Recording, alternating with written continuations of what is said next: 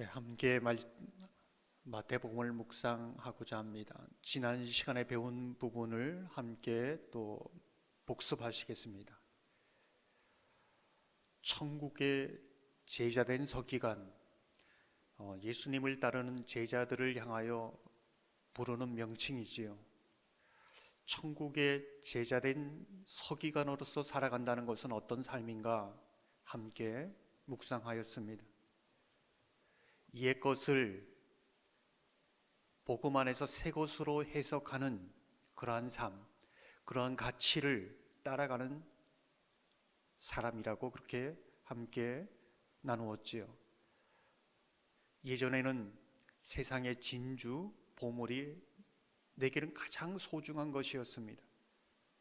그 진주를 얻기 위해서 땀 흘리고 노력했습니다.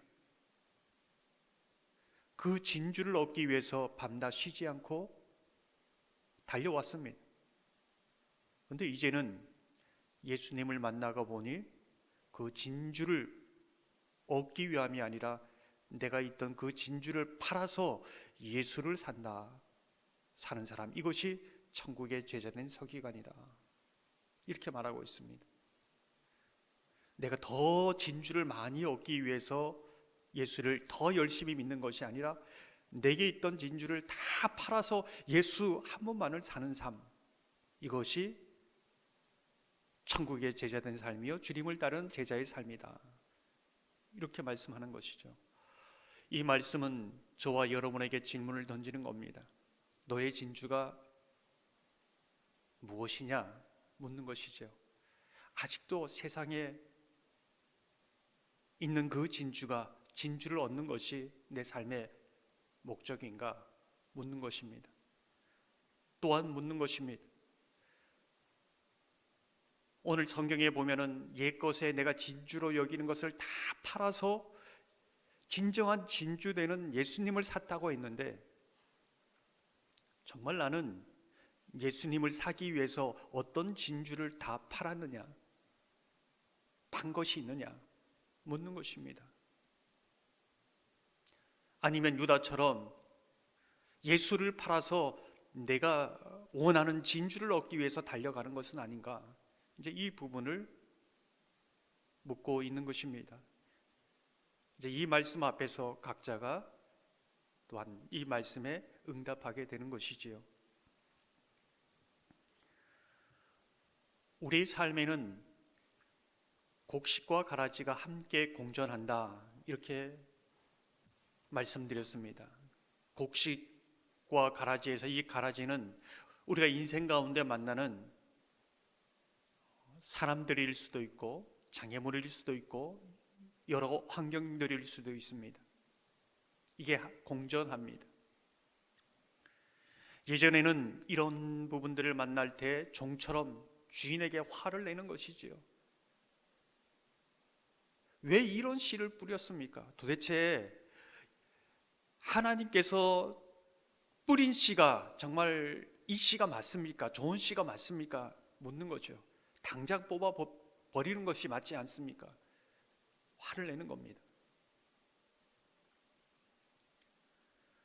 근데 복음 안에서 하나님을 알아가면서 종의 반응이 아니라 주인의 반응으로 바뀌어진다. 그대로 두어라. 때가 되면은 가라지와 곡식이 구분되고 드러날 것이다.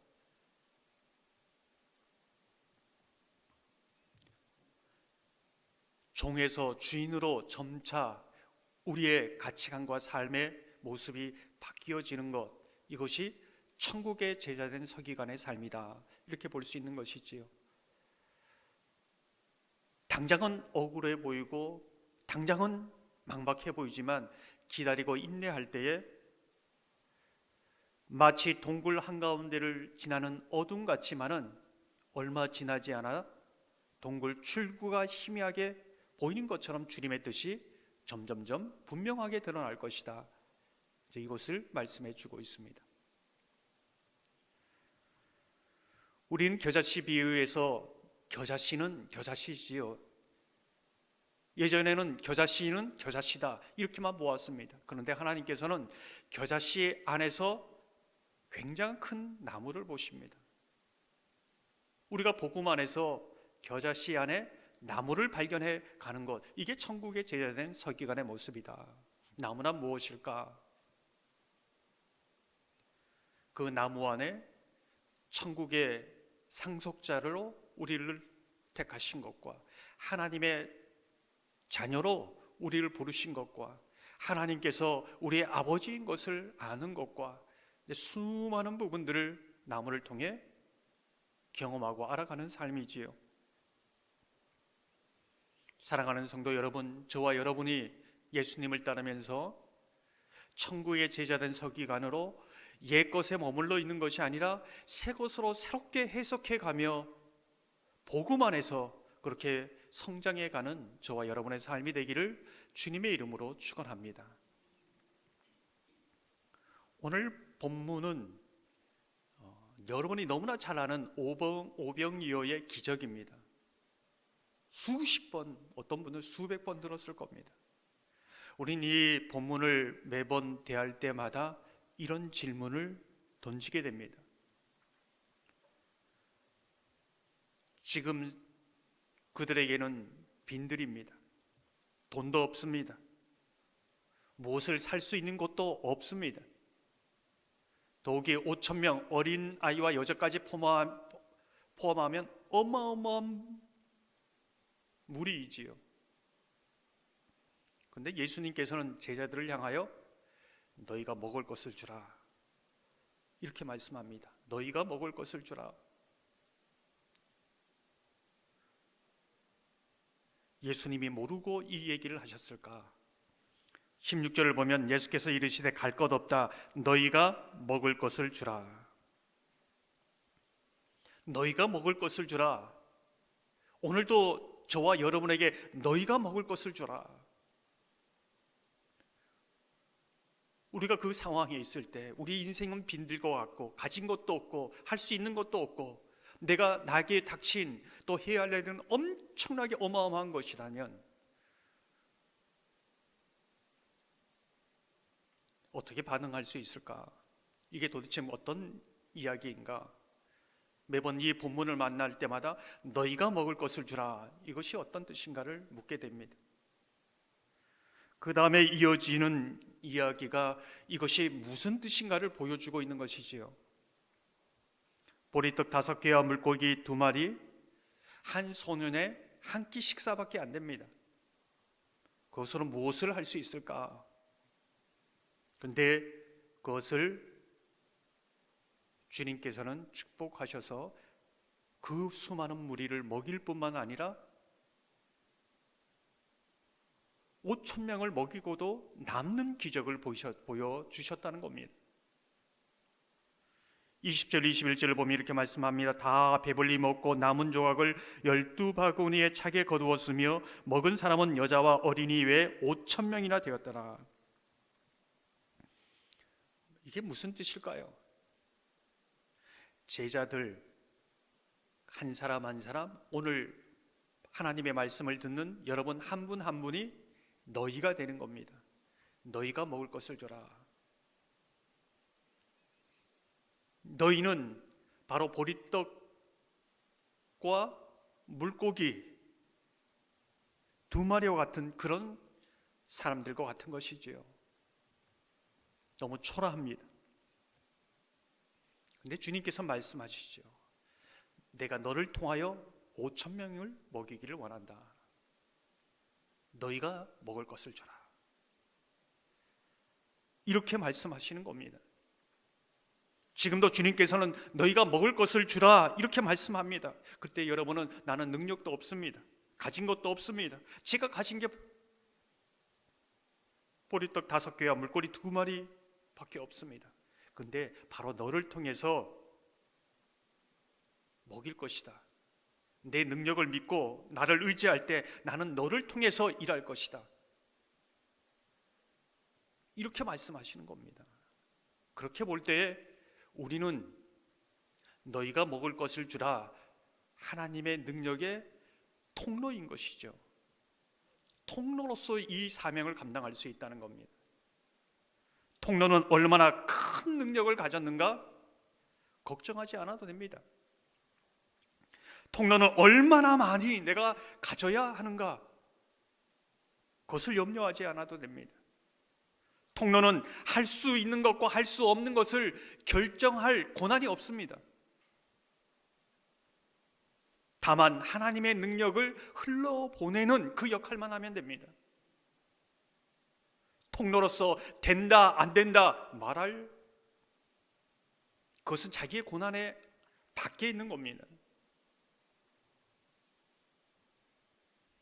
사실 목회는 전지전능해야 가능합니다. 그 능력을 필요로 합니다. 수많은 크고 작은 문제를 또한 해결해 가야 합니다. 저는 종종 그렇게 생각합니다. 제 자신도 제대로 목회하지 못하는데 어떻게 보면 두세 명, 네다섯 명도 누군가를 섬기고 양육하고 세워간다는 게 힘겨운데 지금 300명, 400명 그 이상의 사람들을 주님의 양을 맡긴 거 가능할까? 가능하지 않죠. 내 능력으로는 안 됩니다. 근데 통로이면 가능합니다. 주님께 그것을 가져가고 통로로서 역할을 하면 목회가 되는 것이지요. 신앙생활도 마찬가지입니다. 내가 통로인데 이건 돼, 안 돼? 이건 할 수 있어, 없어? 내가 하려고 하니까 힘든 것이지요.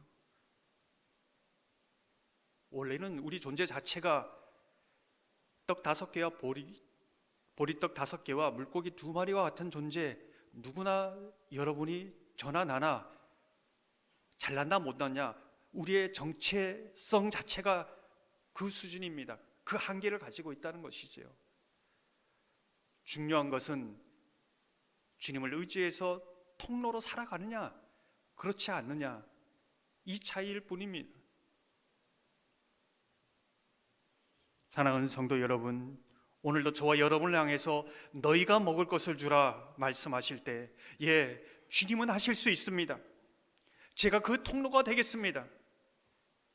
이 고백을 통하여 오병이어의 기적이 여러분의 삶 속에 고백되고 간증되시기를 주님의 이름으로 축원합니다.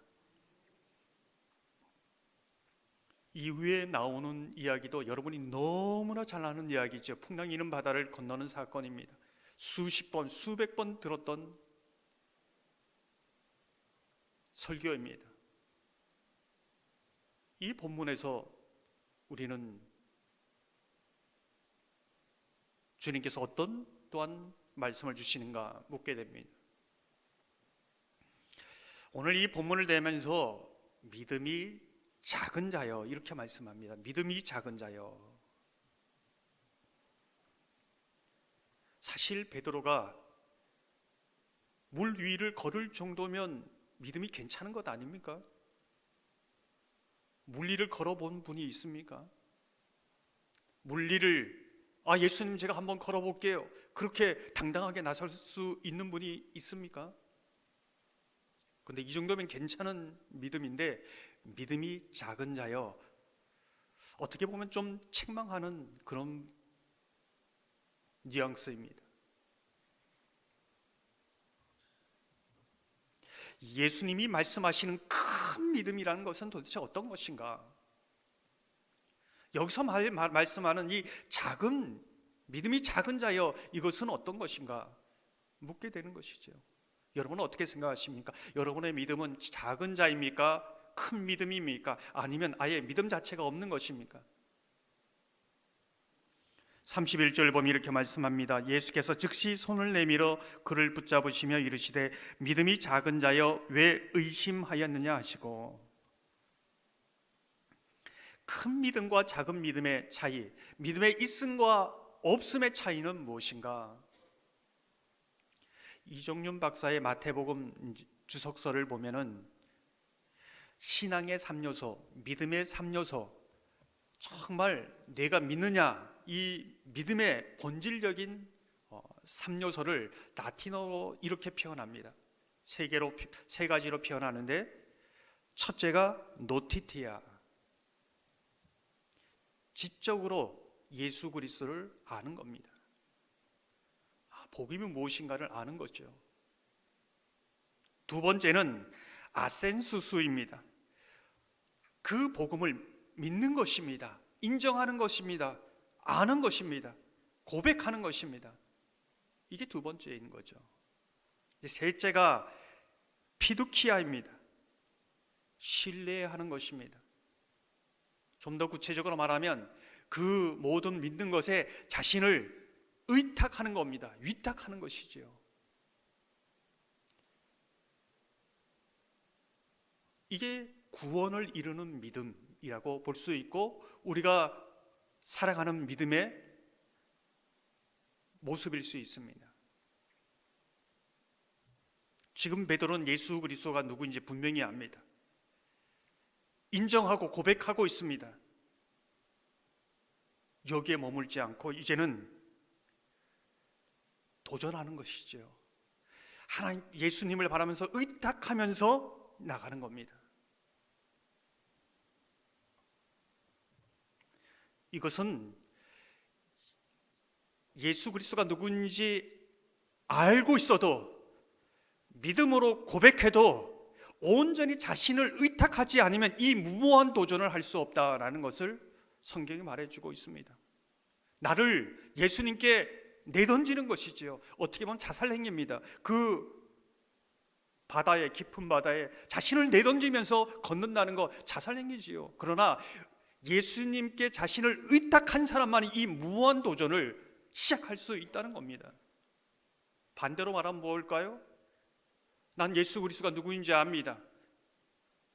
예수 그리스도가 하나님의 아들인 것도 인정합니다. 그러나 자신을 온전히 맡기지 않는 사람은 이 무모한 도전을, 이 믿음의 행진을, 믿음의 발자국을 걸어갈 수 없다는 겁니다.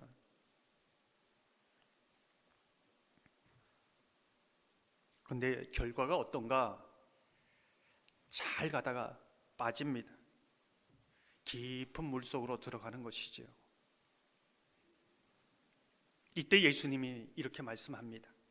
31절을 보면 예수께서 즉시 손을 내밀어 그를 붙잡으시며 이르시되 믿음이 작은 자여 왜 의심하였느냐 하시고, 왜 믿음이 없느냐라고 말씀하지 않습니다.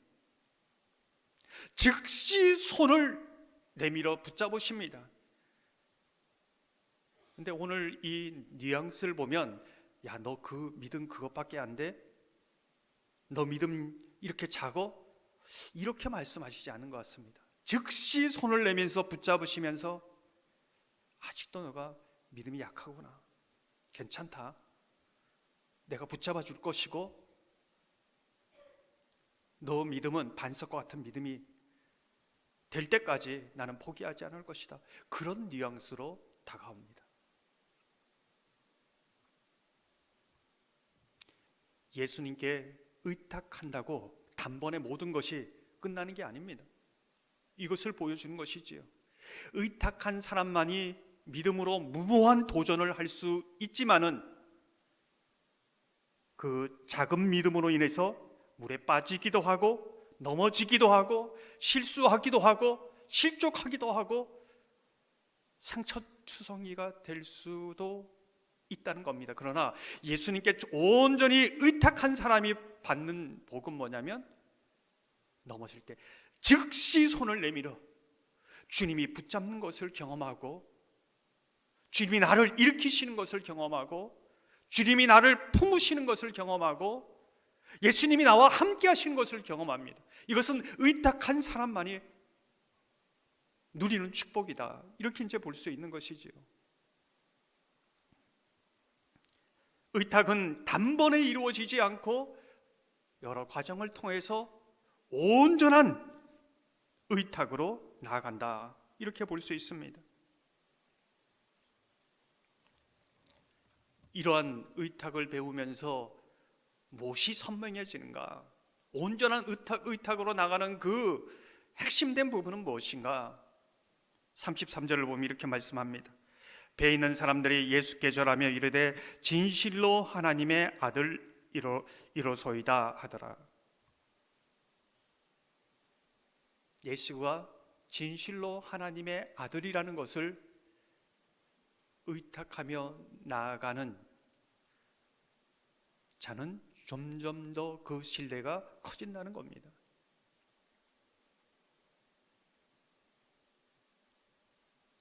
의탁하는 부분들이 점점 커지면서 온전히 정말로 예수는 하나님의 아들이셨군요.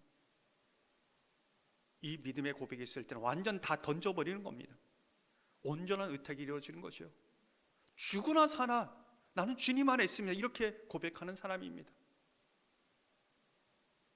주님이 나를 책임져 준다는데 내가 무슨 걱정이 있겠습니까? 완전히 던져버리는 것이죠. 그것이 이후에 베드로의 삶이 된 겁니다. 주님 안에 있기 때문에 나는 안전합니다. 이 고백이죠. 완전한 의탁입니다. 생각할 것도 없고 계산할 것도 없이 완전히 자신을 예수께 던져버리는 삶. 예전에는 이것 없으면 안 되는 줄 알았는데, 못 살 줄 알았는데 살 수 있다는 것을 의탁한 사람은 배우게 됩니다. 이것 못하면 인생 끝나는 줄 알았는데, 영원히 추락하는 줄 알았는데 안전한 그물망이 있다는 것도 배우게 되는 것이지요. 사실 베드로가 처음 마태복음 16장에서 주는 그리스도시요 하나님의 아들입니다 고백하지 않습니까? 그러나 이 고백이 있다 할지라도 온전하지 않았습니다. 그 고백을 하고 예수님을 저주하고 부인하기도 합니다. 그런데 예수님께서 내가 나를 사랑하느냐? 그때 베드로의 고백은 처음 예수님께 맡기고 주님께 드렸던 이 고백과는 차원이 다릅니다. 온전한 위탁이지요.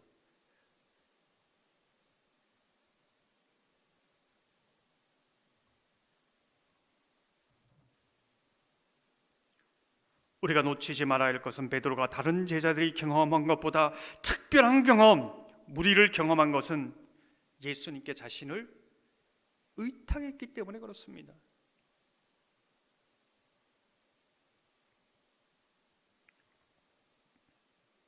많은 사람들이 예수님을 나의 구주, 나의 하나님입니다. 예수님은 정말 하나님의 아들입니다. 그러니 내 인생의 문제 해결해 주십시오. 내가 계획한 거 도와주십시오. 이거 안 되면 안 됩니다. 그러니 예수를 알지 못합니다. 예수님이 손을 내밀어 그를 일으키는 것도 알지 못하고 정말 저주하고 부인했을 때 인생의 밑바닥에서 내가 너를 사랑하는지 아느냐, 이 음성도 못 듣습니다. 왜? 의탁하지 않았기 때문에 그렇죠. 다만 도와주는 분으로 내 인생의 문제를 해결한 분으로 했으니, 의탁은 하진 않았으니 어떻게 알 수 있겠습니까? 그 예수님을. 사랑하는 성도 여러분, 오병이어의 기적을 보면서 저와 여러분이 정말 예수 그리스도의 통로임을 알고 너희가 먹을 것을 주라는 이 사명을 이루어가기를 소망합니다. 풍랑이는 바다 위를 걷는 사건을 보면서 의탁은 했는데 온전한 의탁에 배워가는 그 과정이 있음을 알고 그 주님의 제자로 그 훈련을 잘 감당하시기를 소망합니다. 설교의 제목을 인생의 그네라고 말했습니다. 어릴 때는 발을 힘차게 못 구릅니다. 무서우니까요. 조금 걸으면 여기만 이렇게 보고 여기 그 놀이터 여기만 보입니다. 그러나 힘차게 구르면 스릴이 있지만 멀리를 보게 됩니다. 이게 의탁의 신비이지요. 에스겔의 환상처럼 때로는 발목, 허리, 온몸이 성령 안에서 이탁되어서 살아가는 그 삶을 사모하고 그 삶을 배워가고 온전한 의탁이 저와 여러분의 삶 속에 있기를 주님의 이름으로 축원합니다. 이 시간 말씀을 생각하시면서